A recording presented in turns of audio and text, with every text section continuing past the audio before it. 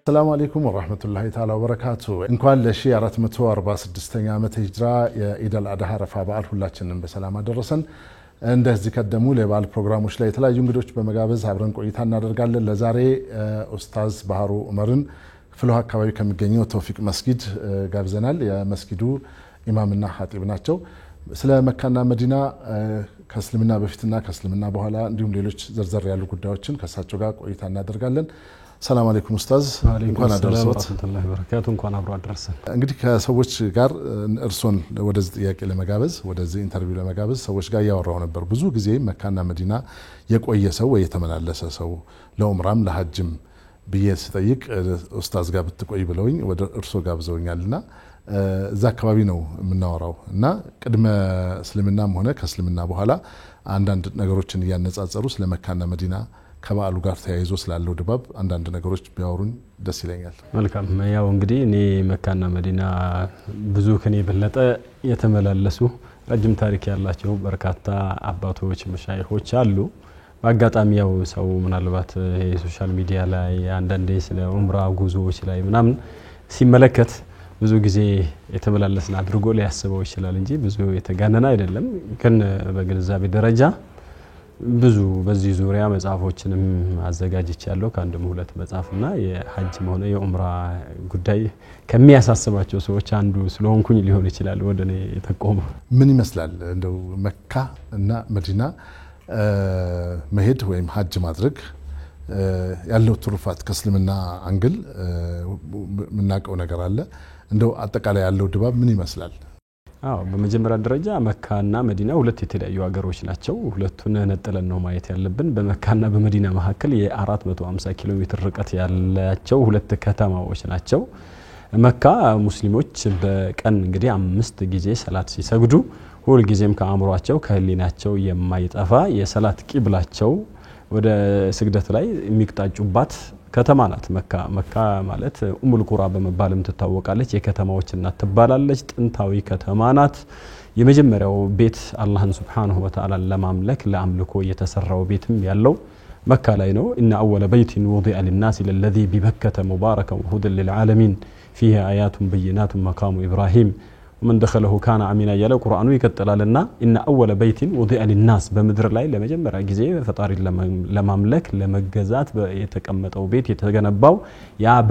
በካና መካ ሁለቱም የመካ ስም ነው። መካ በርካታ ስሞች አሏት። በልዳ ትባላለች፣ ኡሙል ቁራ ትባላለች፣ በለዱል አሚን የተለያየ ስያሜ ያላት በርካታ ስያሜዎች አሏትና ያ በበካ ምድር ያለው ቤት ነው ተብሏል። ይሄ ቤት እንግዲህ ያረፈበት የሰው ልጆች ሁሉ እንዲጎበኙት ከአምላክ ጥሪ የተላለፈላቸው ታላቁ ቤት ካዕባ የሚባለው የሚገኘው فليطوف بالبيت العتيق ታላቁን ቤት ያንን ጥንታዊን ቤት ይጎብኙ ብሎ ቁርአኑ ያስቀመጠውና ከእስልምና ማዕዘናቶች ከአምስቱ የእስላም ማዕዘናቶች እስልምና በአምስት ነገር ተገንብቷል። አንደኛው ሐጁል በይቲ መን استطاع ኢለይሂ ሰቢላ ነው። የአላህን ሱብሓነሁ ወተዓላን ቤት መጎብኘት ነው። ወደዛ አቅሙ ችሎታው ያለው ገንዘብ መጓጓዣ ለስንቅ የሚሆነው ነገር ደርሶ እስኪመለስ ድረስ ደግሞ ለሱና ለቤተሰቡ የሚያስፈልገው ወጪ ያለው ሰው ሙስሊም ነኝ ያለ ሰው ላይ በሙሉ ግዴታ ነው። ይሄ ወንዱም ላይ ይሁን ሴቷም ላይ ግዴታ ነው። ራሱን የቻለ ክራይቴሪያዎች አሉ ማሟላት ያለባቸው። ከዚህ አኳያ መካ እንግዲህ ታላቅና የመጀመሪያው ቤት በአደም አለይሂ ሰላም ዘመን ጥንት ማለት ነው። መጀመሪያ በመላእክቶች ነው የተገነባው ይሄ ቤት።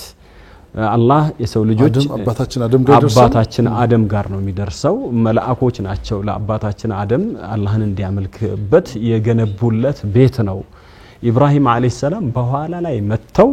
አዳሽ ናቸው። ኢብራሂም እንደውም ወኢዝ በዋእና ለኢብራሂም መካነ البيت ለኢብራሂም የቤቱን ስፍራ ያንን ቤቱን የሚገነባበት ነው። ኢብራሂም ምንድነው ያደረጉት? መልሶ ግንባታ ነው። ቤቱ አላህ ሲመለክበት አደምና ልጆቹ አላህን ሲገዙበት የነበረ ስፍራ ነው። በኋላ በታላቁ ኑህ አለይሂ ሰላም የመጀመሪያው ረሱል ተብሎ የሚታወቀው ኑህ አለይሂ ሰላም ዘመን የሰው ልጆች ክህደት ውስጥ ሲገቡና አምላክና እንታዘዝም ሲሉ አላህ የውሃ ሙላት አምጥቶ ያጥለቀለቀበትና ቤቱም አብሮ በዛን ሰዓት ሁሉም ፍጥረት ሲጠፋ አብሮ ፈርሶ ነበር ይሄ ቤት። ከዛ በኋላ ኢብራሂም ናቸው ከልጃቸው ከኢስማኤል ጋራ ቤቱን ወኢዝ የረፈዑ ኢብራሂሙ ቀዋኢደ من البيت وإسماعيل ኢብራሂምና ልጃቸው እስማኤል በጋራ ሆነው አንድ ላይ ድጋሚ እንዲገነቡት የተደረገው ኢብራሂም አለይሂ ሰላም የፋርስ ሰው ነው ከፋርስ እንግዲህ ህዝቦቹ ጣዖት አምላኪዎቹ ሲያሳድዱትና በእሳት ውስጥ ሁሉ ጨምረውት ግን አላህ እሳቲቱ ቁልና ያናሩ ኩኒ በርደን ወሰላማን አንቺ እሳት ሆይ ሰላም ሁኝለት ቀዝቃዛ ሁኝለት ተብሎ እሳቷ ሳታቃጥለው ከወጣ በኋላ ኢኒ ሙሃጅሩን ኢላ ረቢ ብሎ እኔ ወደ ጌታ ይሰደዳለሁ ብሎ ከባለቤቱ ከሳራ ጋራ ይሄ ታሪክ የነበረው መካ ላይ ነው አይደለም ይሄ ታሪክማ ሊያቃጥሉት የነበረው ባቢሎን ላይ ኢራቅ ውስጥ ነው አሩ የምትባል መንደር ላይ ነው ያንን በወቅቱ የነበረው ንጉስ ነው ከህዝቦቹ ጋር ሆኖ እሱን እሳት ውስጥ የጨመሩት ከዛ በኋላ ያን ማህበረሰብ እንግዲህ ካስተማረ ከገሰጸ በኋላ ማይቀበሉ መሆናቸውን ሲያውቅ ደግሞ ሌላ አካባቢ ለሰደድ ብሎ ባለቤቱን ሳራን ይዞ ወደ ሻም ምድር ወደ ፍልስጤም አካባቢ የተሰደደበትና እዛ አካባቢ የኖረ ሳለ ፍልስጤም ግብጽን እዚሁ ዙሪያውን አካባቢዎችን ይንቀሳቀስ ነበር ኢብራሂም ያስተምር ነበር ሰዎችን ወደ አህዳዊ እምነት አንድ አምላክን ብቻ አምልኩ በሚል ይሄንን ጥሪ ያስተላልፍ ነበርና በአጋጣሚ እንግዲህ በአንድ ወቅት ላይ ወደ ግብጽ በሄደበት ባለቤቱ ሳራ ጋር ሲሄድ የግብጹ ፈርዖን በዘመኑ የነበረው ወታደሮቹ የሱ ሰዎች አንድ ቆንጆ ሴት አለች ካንድ እንግዳ ሰው ጋራ ወደዚህ የመጣችና ላንተ ነው የምትገባው ብለውት ኋላ ላይ እንዲያመጧት ያደረገበትና ኋላ ታሪኩን እንግዲህ ከመነሻው ታሪካዊ ዳራውን ነው የካዕባ ዳግም ምስረታው እንዴት ተገነባ መካ እንዴት ተመሰረተች በምን አይነት መልኩ የሚለውን ለማሳየት ነው እንጂ በመጀመሪያ ደረጃ መካን ነብዩ ሰለላሁ ዐለይሂ ወሰለም ሲያነሱ እንደው መጀመሪያ فإن الله عز وجل حرم مكة يوم خلق السماوات والأرض ያሉት መካን የተከበረች حرم ቀጠና ያደረጋት ሰማይና ምድርን የፈጠረ ጊዜ ነው ብለው ተናግረዋል በሐዲሳቸው ላይ ቤቱም የተገነባው ያኔ ነው ካዕባ ከዛ በኋላ በኢብራሂም ደግሞ ዘመን ነው ታሪኩን ለማገናኘት ኢብራሂም እንግዲህ ወደ ግብጽ ምድር በሄዱበት አጋጣሚ ከዛ በኋላ ያ ፈርዖኑ ባለቤታቸውን ለመንጠቅ ሙከራ አደረገ ግን አልተሳካለትም አላህ መቅሰፍት አወረደበት በሰዓቱ ያሰውዬ ተያዘ ሰውነቱ ሁሉ ተሽመደመደ መጨረሻችን ሴትዮ አስወግዱልኝ አንቺም ጸልይልኝ ሁለተኛ አልደፍርሽም እንዲህ አይነት ነገር ሙከራ አላደርግም አለ ካንዴም ሁለቴ ሙከራ አልተሳካለትም መጨረሻ ሀጀር የምትባለዋን አገልጋይ አጋር የምትባለውን የእስማኤል እናትን ማለት ነው በተለምዶ አገራችን አጋር በሚል ነው ተታወቃለች ሙስሊም ያልሆነው ማህበረሰብ ዘንድ ሙስሊሞች ጋር ደግሞ ሀጀር ትባላለች እና እሷን በስጦታ አበረከተላት ሳራአት ወልድም ነበርና ለኢብራሂም አለይሂ ሰላም ሚስት ትሆንህ ከሷ ልጅ ወለድ ብላ ለሳቸው አበረከተቻት ከዛ በኋላ ከሷ እስማኤል ተወለደ ማለት ነው እስማኤል ሲወለድ እንግዲህ ሁለት ባለቤቶች ነበሯቸው ኢብራሂም አንደኛዋ ሳራ ናት ሌላኛዋ ሀጀር ናት በሁለቱ መካከል ሰጣ ገባ ሲፈጠር አላህ ደግሞ በቀጥታ እቺን ያንተን የቀድሞ ባለቤትህን ትልቋን አንጋፋዋን ሳራን ማስከፋት እዚህ ቦታ ላይ አይገባምና እሷን የተወሰዳት እዛ በካ ምድር ላይ ውሰዳት ከነ ልጇና እዛ አኑራት ተባሉ የዛሬዋ መካ ምድር ላይ ማለት ነው ከዛ በኋላ ኢብራሂም እንግዲህ አንድ ስልቻ ውሃ አንድ ስልቻ ተምር ይዘው ወደዛ ወደ በካ ምድር ነው ከፍልስጤም ምድር አንስተዋት ማለት ነው ፍልስጤም ነው ኑሯቸውን ያደረጉትና ከዛ ምድር ተነስቶ ቀጥታ ወዴት ይዞ ወደ መካ ወሰዳቸው ከዛ በኋላ እዛ እንዲኖሩ አደረጋቸው እሷ እንዴት ለማን ጥለህን ትሄዳለህ አላህ አዝዞህ ነው ወይ አለች ሀጀር አዎ አላህ አዝዞኝ ነው እንግዲያውስ አላህ ጥሎ አይጥለንም አለችና እሷም ቆፍጠናለች ባዶ ምድረ በዳ ነው እዛ ቦታ ላይ ኢብራሂም አልፈው ከሄዱ በኋላ ምንድነው ያሉት ربنا ربي اني اسكنت ذريتي بواد غير ذي زرع عند بيتك المحرم ጌታዬ ሆይ ቤት ዘንድ ምንም አዝርዕት የሌለበት ምድረ በዳ ላይ እዚህ ሸለቆ በቃ ቤተሰቦቼን አስቀምጫለሁ ሰላትን እንዲሰግዱ አንተን እንዲያመልኩ ብሎ ዱዓ አደረጉና ጌታዬ ሆይ ሰዎች ሁሉ ወደ እነሱ ቀልባቸው እንዲመለስ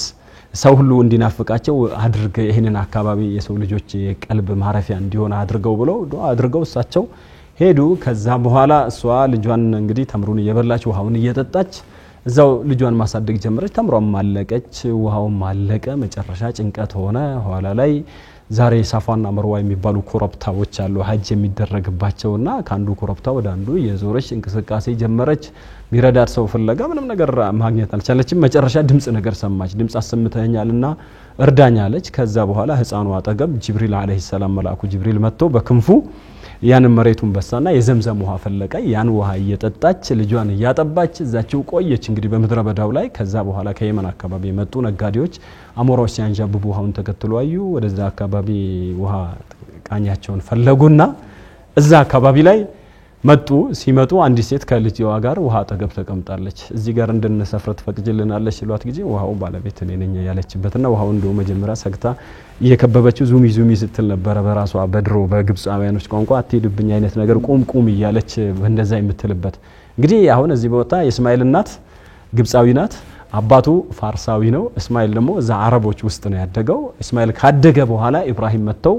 ጌታዬ እንግዲህ ተዛዛዞኛል እዚህ ቦታ ላይ ቤት እንድገነባ የሱ ቤት ነበረ ያን ቤት እንድገነባ አዞኛል ብለው አባትና ልጅ በጋራ ያንን ቤት ገነቡ ያቺ ከተማ እንግዲህ ከዚያን ጊዜ ጀምሮ ወደ ከተማነትና ሰዎች መስፈር የጀመሩበት መካ የተመሰረተችው እንደዛ ነው ቤቱ ሲጠናቀቅ ኢብራሂምን ጥሪ ያድርጋላቸው ወአዚም في الناس بالحج አላቸው ለሐጅ ሰዎች ይሄን ቤት እንዲጎበኙ ጥሪ ያድርግ ጌታዬ ድምጼ ደካማ ነው እኔ ያለሁት እዚህ ሸለቆ ውስጥ ነው እንዴት ነው ለሰው ማሰማት ምችለው ሲል አንተ ተጣራኛ እናደርሳለን አላቸው يأتوك رجالا وعلى كل ضامر يأتينا من كل فج عميق በቃ ሰዎች በእግራቸውም በከሱ ግመሎችም ላይ ሆኖ ከሩቅ ስፍራ ይመጣሉ አንተ ጥሪ አድርገ ተባለ ከዛን ዘመን ጀምሮ እንግዲህ መካ የምትጎበኝ የሐጅ ተግባር የሚፈጸምባት ሀገር ሆነች ማለት ነው ሐጅ የሚለው ቃል መጀመሪያ የተጠራው በቃ የታዘዘው በነብዩ ኢብራሂም ዘመን ነው ወአذن بالحج ነው ያላቸው በሐጅ ማለት በነገራችን ላይ ቀስድ ማሰብ ነው ያን የተቀደሰውን ስፍራ አስቦ ሂዶ መጎብኘት ማለት ነው ዋናው እና ይሄ ጉብኝት ከሚባለው ጋር የተያያዘ ነው ቀስድ ነው የአላህን ቤት ሰዎች አልመው አስበው እንዲሄዱ ጥሪ አድርግ ተባለ ከዛ ጊዜ ጀምሮ ኢብራሂም ከተጣራበት ሰዓት ጀምሮ አላህ በአደም ጀርባ ላይ በአደም ልጆች አብራክ ላይ ያሉ ነፍሶች ሁሉ እንዲሰሙና ጥሪውን የሰሙ ምላሽ ያን የሰጡ አሁንም በተግባር ደግሞ ወደዛው ይተማሉ ቀደምት መካ ከዚህ ከነብዩ በፊት የነበረ ታሪኳ ይሄን ይመስላል ከነብዩ በኋላ ከመካ መከፈት በኋላ የነበረው ነገር እስኪ አው ነብዩ ሰለላሁ ዐለይሂ ወሰለም ከመላካቸው በፊት እንግዲህ መካ የኢብራሂም አለይሂ ሰላም አስተምሮ አዳዊ እምነት በጣም የተስፋፋባት እስማኤልም ያንን ያስተማሩባት ትልቅ ከተማ ነበረች በጊዜ ብዛት ግን በሂደት አንዳንድ ሰዎች ተነስተው የባዕድ አምልኮ እንዲስፋፋ የጣዖት አምልኮ በተለይ አምር ኢብኑ ሉሐይ የሚባል ግለሰብ ወደ ሻም ወደ ሶሪያ አካባቢ ሄዶ ሶሪያ አካባቢ ጣዖት ሲያመልኩ አግኝቷቸው የሶሪያን ሰዎች ከነሱ ጣዖት አምልኮ እንደተማረና ያንን ጣዖት ይዞ እንደመጣ ሁበል የሚባል ጣዖት አምጥቶ መካ አካባቢ ላይ እንደተከለውና ከዛ በኋላ የጣዖት አምልኮ በሰፊው እየተስፋፋ እንደውም በመካ ዙሪያ ወደ 360 ጣዖታቶች ለተውሂድ እንግዲህ ፈጣሪ በብቸኝነት እንዲመለክበት የተገነባው ቤት ላይ ዙሪያውን የጣዖት አምልኮ መናኸሪያ እንደሆነና ነብዩ መሐመድ ሰለላሁ ዐለይሂ ወሰለም ሲላኩ ይሄ ካዕባ የተገነባው አላህ እንዲመለክ ነው የአላህ ቤት ይሄንን የጣዖት አምልኮን እራቁ ብለው እሳቸው አጥብቀው የኮነኑበትና የተዋጉበት ሂደት ነው ያለው እሳቸው የተወለዱት እንግዲህ መካ ላይ ነው መካ ትልቋ ከተማ ነው የነቢያችን መወለጃ ስፍራቸው ናት እንደገና ደግሞ የተላኩትም እዛው መካ ነው ወህይም ቁርአንም የመጣላቸው መካ ጀበል ኑር ውስጥ ነው ጋሩ ሒራ ውስጥ የኑር ተራራ በመባል የብርሃን ተራራ በመባል የሚታወቀው ውስጥ ነው እና ነቢያችን ሰለላሁ ዐለይሂ ወሰለም ሲመጡ እንግዲህ ዳዕዋቸውን የጀመሩት መካ ውስጥ ነው ለ13 አመት የመካን ማህበረሰብ እንደዚሁም ደግሞ ሐጅ ለማድረግ ሐጅ በነገራችን ላይ ከኢብራሂም ዘመን ጀምሮ ነብዩ መሐመድ እስኪመጡም ድረስ አልተቋረጠም ነበር ባይሆን ግን የተለያዩ ፈጠራ አዳዲስ ኢብራሂም ካስተማሯቸው አስተምሮቶች ውጪ ይከናወኑ ነበር እዛ ውስጥና ነብዩም ሐጅ ያደርጉ ነበር ነገር ግን እነዛን ለባዕድ አምልኮ የቀረቡ ወይም ደግሞ የኢብራሂም አለይሂ ሰላም አስተምሮ ያልሆኑ ነገሮችን እየተው ኖርማሉን ሐጁን ብቻ ያደርጉ የነበረበት ሂደት ነበር እሳቸው ደግሞ በቃ ዳዕዋቸውን እስላማዊ ጥሪያቸውን ያደረጉ አምላክን አምልኩ ትድኑ ዘንዳ ይያሉ ቅስቀሳስ ያደርጉ ነበር ያን ማህበረሰብ ሰው ደግሞ አንቀበልም ጣዖቶቻችን ሆይ የሚል ከፍተኛ ተቋም ነበር ማህበረሰብ ውስጥና በስተመጨረሻ እሳቸውንም ተከታዮቻቸውንም ብዙ ሰው እምነቱን ከተቀበላቸው በኋላ ሲያንገላቷቸው ወደ ኢትዮጵያም የተሰደዱበት ወደ ሀበሻ ምድር ወደ ሀገራችን የመጡበት ሂጅራ የሚባለው ስደት አለ በአምስተኛው አመት ሂጅራ ነብይ በሆኑ በአምስተኛው አመት ማለት ነው እሳቸው እድሜያቸው ወደ 45 አካባቢ በደረሰበት ሰዓት እዚህ ኢትዮጵያ ላይ እንደውም እነዚህ የመጡት በስደት በሂጅራ የመጡት ሱሐቦች ወደ 15 ዓመት ቆይታ አድርጓል ወደ ትግራይ አካባቢ ነጃሺ እዛ አክሱም አካባቢ ላይ ቆይታ እንዳደረጉ ታሪኩ ይታወቃል ሌላ ጊዜ በስፋት የተነሳ ነው ከዛ በኋላ ደግሞ ቀጥሎ ወደ መዲና ነው የተሰደዱት እሳቸውም ተከታዮቻቸውም የስደት ሀገር አላህ እንዳመቻቸላቸው አሳወቃቸው ከዛ በኋላ ለሱሐቦቻቸው ነገሩ ከመካ እየተነሱ ደግሞ ወደ ሰሜናዊ መካ አቅጣጫ ወዳለችው ከሰሜን መካ ከመካው በስተሰሜን በኩል 450 ኪሎ ሜትር ምትርቀው ወደ መዲና ሱሐቦቻቸውም ተሰደዱ 13ኛው አመት ነብይ በሆኑ 13ኛው አመት ላይ ማለት ነው የተሰደዱበት ሂደት ነው ያለው ከዛ በኋላ መዲና ላይ ወደ 10 አመት ከመዲና ላይ 8 አመት ቆይታ ካደረጉ በኋላ መካን ዳግም ሰራዊት አደራጅተው የተቆጣጠሩበትና ያንን ባዕድ አምልኮ በሙሉ ጣዖታቶቹን ያስወገዱበትና እንደ ፈጣሪ ብቻ እንዲመለክ ያደረጉበት ሂደት ነው ያለው እንግዲህ የመካ ታሪክ ሲነሳ ይሄንን ሁሉ በውስጧ አቅፋ ይዛለችና መካ የተቀደሰች ከተማ ናት እቺ ከተማ ላይ አንድ ሰው ሄዶ ሰላት ሲሰግድ በ100 ሺህ ሰላት ይቆጠራል ሌላ መስጂድ ላይ የሚሰግደው ሰላት እዛ በ100 ሺህ ይባዛል ነው ያሉት ነብዩ ሰለላሁ ዐለይሂ ወሰለምና በጣም እዛ ዑምራም ሲያደርግ አንድ ሰው ዑምራ በሚያደርግበት ሰዓት ሙሉ ኃጢያቱ እንደሚማርለት ሐጅ አድርጎ ሲመጣ ደግሞ እናቱ እንደወለደችው ቀን ሆኖ ተመልሶ ይመጣል ብለው ነብያችን ሰለላሁ ዐለይሂ ወሰለም የተናገሩትና መካ ማለት አሐቡል ቢቃኢ ኢላላህ ዐዘ ወጀል አላህ ዘንድ ከቦታዎች ሁሉ በጣም አላህ ዘንድ እጅግ ተወዳጅና የተቀደሰች ስፍራ ብለዋታል ነብያችን እንደውም ጠላቶቻቸው የነበሩ ሰዎች ሲያስወጧቸው እነሱ ባያስወጡኝ ኖሮ እኔ ከዚች ከተማ መውጣት አልፈልግም ነበር ብለው በጣም ያዘኑ ነው ወደ መዲና ስደት ያደረጉት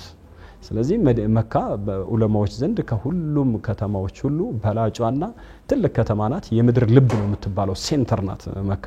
ጂኦግራፊካሊ ራሱ ብዙ ባለሙያዎች ሳይንቲስቶችም የተመራመሩበት ይሄ የብሱን ምድር አቀማመጥ መሰረት አድርጎ ሲታይ ሴንተር ላይ ያለች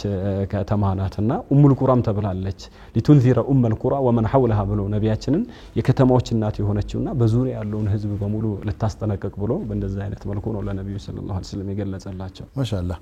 እስቲ ወደ መዲና ደግሞ እንሂድ መርሐባ ከረሱል ዘመን በፊትና ከረሱል ዘመን በኋላ አሁን መካ ላይ እንዳወራ ነው እስቲ ስለ መዲና ደግሞ ነገሩ መዲና በነገራችን ላይ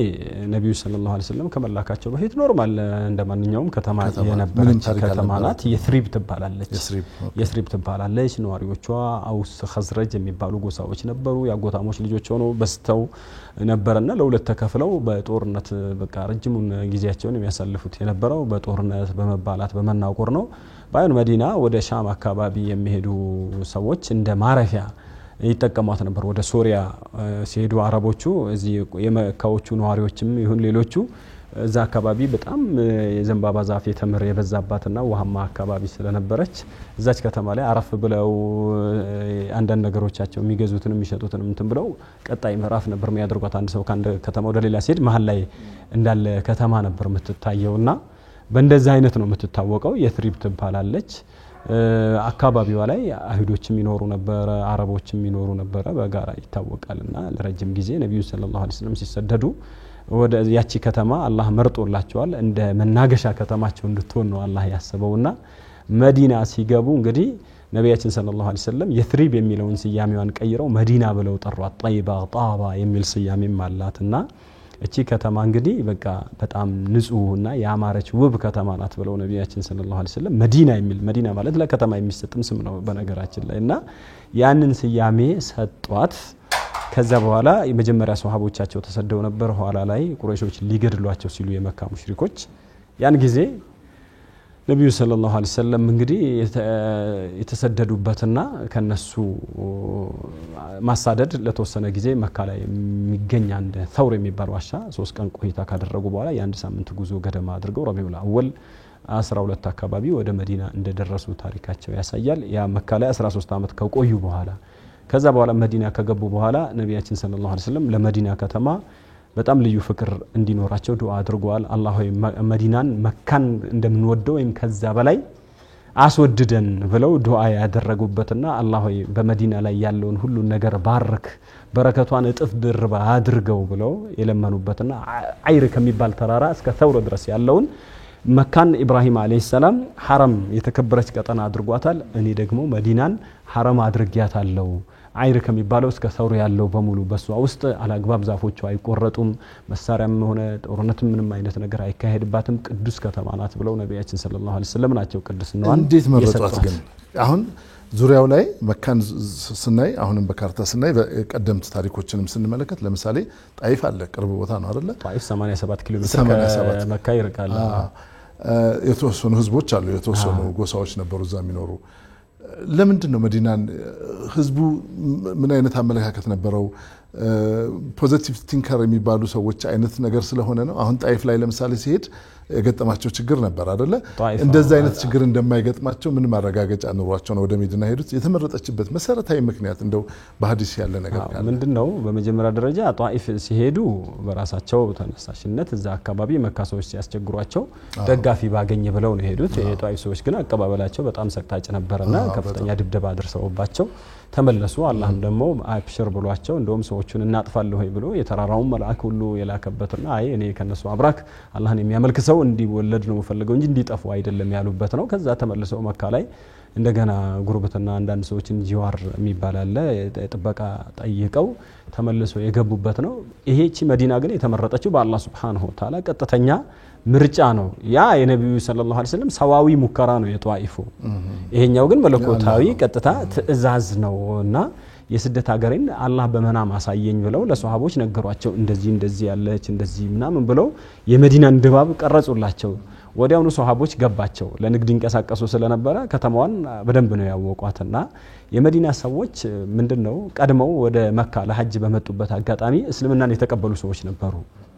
እነዚህ ሰዎች መጡ እስላምን የ6 ከዛ በኋላ 12 ይያሉ ምናምን ከዛ በኋላ ቁጥራቸው 10 ምናምን በኋላ ወደ 70 ምናምን አካባቢ ገደማ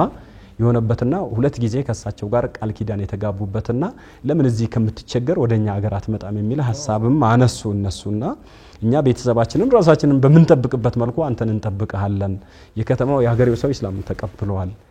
እሳቸው ገና ሳይሄዱ አምባሳደር ልከው ነበር ሙሳብ ኢብኑ ኡመይር የሚባልና አይነ ስውሩ አብዱላህ ኢብኑ ኡሚ መክቱምን በመምህርነት ልከዋቸው አጠቃላይ መዲና ያሉ ቤቶች ላይ እስልምና ተዳርሶ የነበረበት ሂደት ነበር ስለዚህ ጥሩ የመደላድል ነበረው አካባቢው ላይ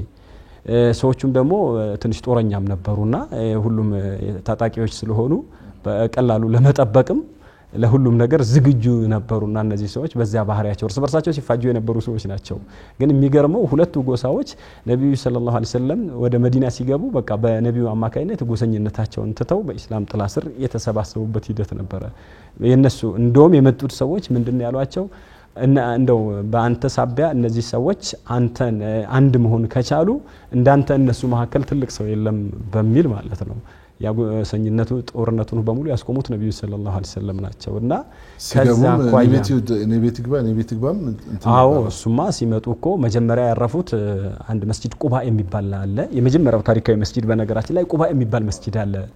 ትልቁ ዋናው መስጂድ ከመመስረቱ በፊት ከትንሽ የኪሎ ሜትሮች ርቀት ላይ ነው ያለውና ይጎበኛል ያ መስጂድ በነገራችን ላይ አሁንም ድረስ አለ ታሪካዊ መስጂድ ነው ለመስጂዱን ኡሲሰ على التقوى في أول يوم بلو قرآنه بمجمّر ياسد جبا بالله بمفرات يتجنبوا مسجد السون سجد بس بلو عزواتهم بسامنت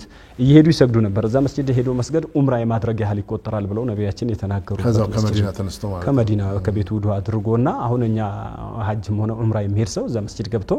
يسجد بتا لبنيلال يا مجمّر يعرفوا بتنو كذا بولا زم سوتش نبيت يالو سيلواتهم نبرة زا يتوصلوا كويتا كسنيوس كأرب درس كويتا أرجو አካባቢ ጧቱን ጉዞ ወደ ዚኛው ወደ መዲና ያመሩበትና ዛሬ ትልቁ መስጂድ የመዲና መስጂድ እዛ የሚሰገድ ሰላት በ1000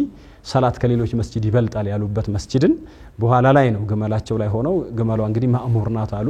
እኔ ቤት ሲሉ ተዋት ግመሏ ራሷን የምታርፍበት ቦታ ተብሎ እሷ ተንቀሳቅሳ መጨረሻ አንድ ቦታ ላይ አረፈች ዛሬው መስጂድ የተሰራበት ከሱ ትይዩ ደግሞ አቡ አዩብ አልአንሳሪ የሚባል ሱሐቢ ነበር እቃቸውን አፈፍ አድርጎ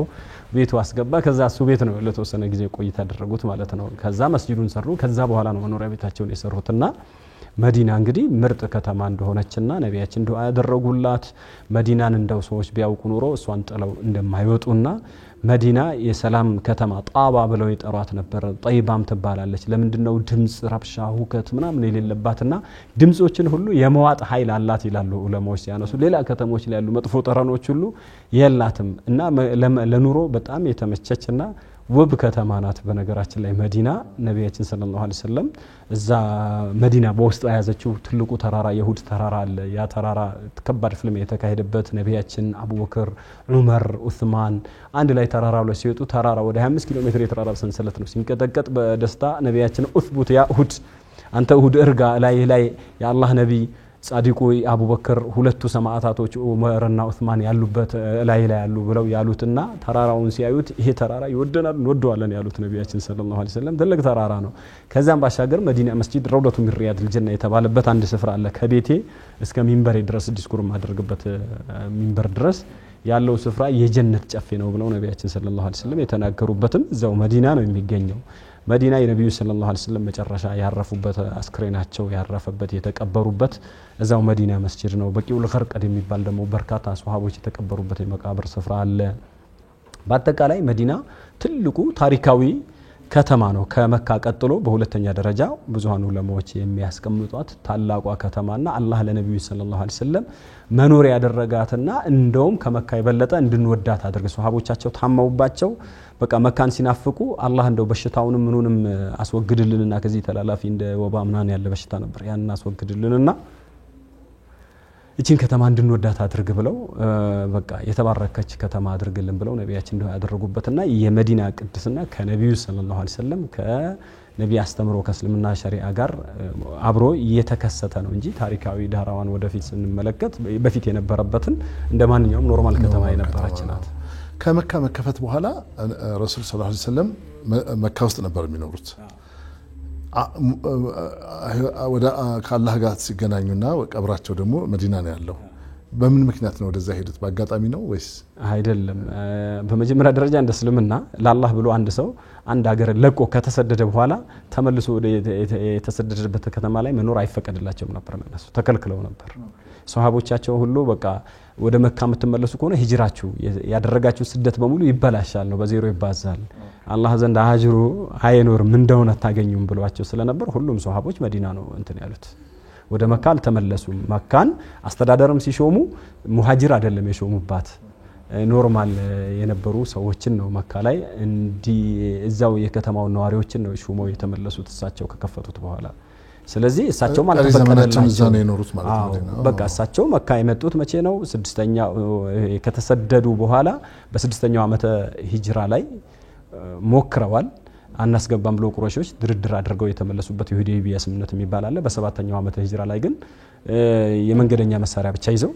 እንትን ያሉበት ሂደት ነው ያለው። ኡምራ አድርገው የተመለሱበት ነው። በስምንተኛው ዓመት ደግሞ ቃላቸውን ቁረይሾች አፈረሱ። የተኩስ አቁም ስምምነት ካደረጉ በኋላ ያን የተኩስ አቁም ስምምነት እነዛ ተቀናቃኞቻቸው ሲያፈርሱ ያኔ ሰራዊታቸውን ይዘው ነው የገቡት። ከተማይቱን ካጸዱ በኋላ ኡምራ አድርገው ነብዩ ሰለላሁ ዐለይሂ ወሰለም ተመለሱ። በ9ኛው ዓመተ ሂጅራ ላይ አቡበክር ሲዲቅ መሪነት የሐጅ ስርዓት ተካሄደ። እሳቸው በ10ኛው ዓመተ ሂጅራ ያው በሞቱበት ዓመት ነው ሐጅ ያደረጉት ማለት ነው። ያ ሐጀተል ወዳ ይባላል፣ የመሰናበቻው ሐጅ ይባላል። ከዛ በኋላ እሳቸው 3 ወር ምናምን ይሄ የመሰናበቻው ሐጅም የተባለው ለዛ ነው። ከዚህ በኋላ ላላገኛችሁ ይችላል አሏቸው። 3 ወር ቆይተው ነው የሞቱት እሳቸው። እና መዲና እንግዲህ የነቢያችን መኖሪያ የእሳቸው መጨረሻቸው ማረፊያም እንዲሆን አላህ የመረጣት ታላቅ ከተማ ናት። እንግዲህ ትልቅ ቦታ የሚሰጣት ከተማ ናት። ዛሬ ሙስሊሞች ለሐጅ ወይም ለዑምራ በሄዱበት አጋጣሚ እግረ መንገድ በአንድ ጉዞ ወረዛ ከሐጁ ጋራ ቀጥታ ቁርኝት ያለው አይደለም ወይም ከዑምራ ስራ ጋራ ነገር ግን ከተከደ አይቀር 2 ጊዜ ቪዛ ሳታወጣ በአጋጣሚው 2 ጊዜ ጉዞ በረራ ሳታደርግ በአንድ ጉብኝት ሐጅም ሆነ ዑምራ የሄደ ሰው ያን ከተማ ይጎበኛል ማለት ነው። ማሻአላህ። እስቲ ለመጀመሪያ ጊዜ ሐጅ ሲሄዱ ወይ ዑምራ ነው ሐጅ ነው የቀደመው? ሐጅ ነው የሄዱት። ማሻአላህ። ለመጀመሪያ ሲሄዱ ወይም መካ ሲደርሱ መካ ነው መጀመሪያ ሲደርሱ ምን አይነት ፊሊንግ ነው ያለው? እንደው መቼም እንትን ይለናል እንጂ አሁን አንዳንድ የሚያውቁ ሰዎች ኪታብም እየቀሩ ምናምን ሲነግሩን እንደው በጣም እንደው ነፍስ ያረሰርሳል። በጣም የሚገርም ነገር አለው። እንደው ብናየው ብለን እንመኛለን እኛ ያልሄድን ሰዎች። ሄዳችሁ ያያችሁት ነገርና በፊት የነበረው ስሜት እንደው እንዴት ነው የሚገለጸው? እንደ አሚርም እንደዛ አካባቢ ላይ ሲደርሱ የተሰማችሁ ስሜት ታሪኩን በፊት ስለምታውቁት የሚነሽጥ ነገር አለው። ስንሰማው እኛም ራሳችን በፊልምም ያየነው ነገር አለ እና ፊልም እናደርገው ነገር አለ። እናንተ ደግሞ ቦታው ላይ ስትደርሱ የተሰማችሁ ነገር ምንድነው? በተለይ ካዕባ ከዛ ደግሞ መዲና የረሱል የጀነት ጨፍ ያሉት ቦታና የረሱል ቀብር አካባቢ ያለው ያንን በደንብ እስቲ ንገሩልኝ። በመጀመሪያ ደረጃ ሁለቱን ሳንቀላቅለው ከመካ እንጀምርና ከዛ ወደ መዲና እንሄዳለን። ያው እንደ ታሪኩ ፍሰት እንደጀመርነውና መካ እኔ ሲደርስ 1995 አካባቢ ነው ማስታወሰው የመጀመሪያ ሀጅ ያደረኩትና እዛ ሲሄድ እንግዲህ ገና ከዚህ ትሄዳለህ የሚለው እድሉን ሳገኝ በጣም ነው ስሜቴ የተለየ ነበርና እውነት አልመሰለኝም ነበር። እዛኔ 60 ሺህ ብር ነበር ለምን 8100 ብር ነበር 8100 ብር ማስታወሰው የከፈልኩት 8100 ብር እንደነበር አስታውሳለሁ። ማለት ብሩ ቫልዩ ነው የኛ ብር እየቀነሰ ስለመጣ ነው እንጂ 8100 ብር ማለት ትንሽ ነው ማለት አይደለም። በጊዜው በሰዓቱ ብዙ ያስለፋ ነበር እሱ ለማግኘት በጣም ከፍተኛ ነው እሱ ራሱ ብዙ ነው። አንድ መሬት ይገዛ ነበር በዛን ሰዓት። አሁን ሰዎች የጨረቃ መሬት ምናምን የሚሉትም ሌላውን በለው የሆነ መሬት የሚገዛ ብር ነበር በጊዜውና እዛ ሲሄድ መጀመሪያ ወላሂ እኔ በቃ ከተማው ላይ ጅዳ ነው። ከጅዳ አርፈን በባስ ከፕሌኑ በኋላ ስንጓዝ በነገራችን ላይ ከአዲስ አበባ እንግዲህ ጅዳ 1 ሰዓት ከ50 ወይ 2 ሰዓት ከ5 ምናምን በዚህ መካከል ያለ ፍላይት ነው ያለውና ከዛ በኋላ 73 ኪሎ ሜትር አለ ከጅዳ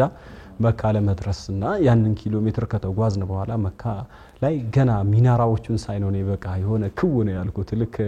አውሮፕላን ሲነሳ የመጀመሪያ በረራ ከሆነ ቀልብህ አብሮ ብድግ እንደሚለው ድንግጥ እንደምትለው እንደዛ አይነት ስሜት ነው የተሰማኝና እውነት አልመሰለኝም ነበር። በጣም በቃ ለመጀመሪያ ጊዜ ሁሌ አንተው በሰላት ላይ ሆነ ወደሱ አቅጣጫ የምትቅጣጨው በምስል የምታየውን ካዕባ በተግባር እንደዛሬው እንደውም ካዕባ በቴሌቪዥኖች ምናምን መስኮት የሚታይ አልነበረም። ያኔ ምናምን ላይቭ እንደዚህ የሚታይ ነገር አልነበረም ምናልባት የፎቶግራፍ እንትኖች ካልሆነ በስተቀርና በቃ ያኔ ሳይ የተሰማኝ ስሜት ልነግርህ አልችልምና ይሄ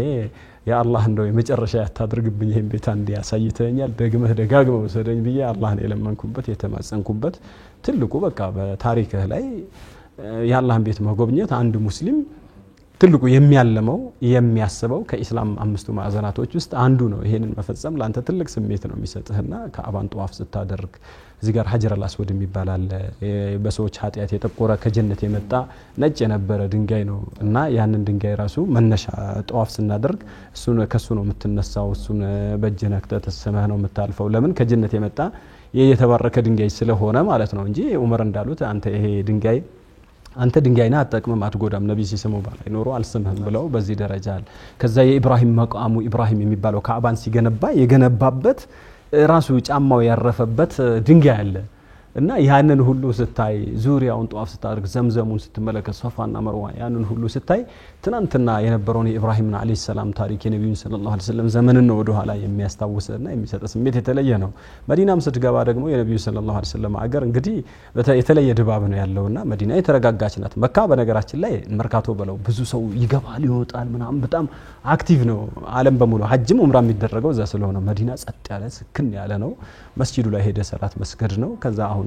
ቀደም ሲል ያነሳናቸው ቦታዎች መጎብኘት ነው። ትልቁ ረውዳው ነው የነብዩ ሰለላሁ ዐለይሂ ወሰለም ረውዳ ያቺ ቦታ ላይ ድሮኛ በሄድንበት ሰዓት እንዲሁ በቀላሉ አይገኝም ነበር። ሰዎች ሙልት አድርገውት ጉልበተኛ ነበር። ዛሬ ግን በፕሮግራም አድርገዋት 10-15 ደቂቃ ተቀምጠ ያ ረብ ብለህ ዱዓ የምታደርግበት ነው። በአሁኑ ሰዓት ከትናንትናው የተሻለ ነው። እንደማንም ከተማዎቹን ስታያቸው የራሳቸው መንፈሳዊ ስሜቱ የተለየና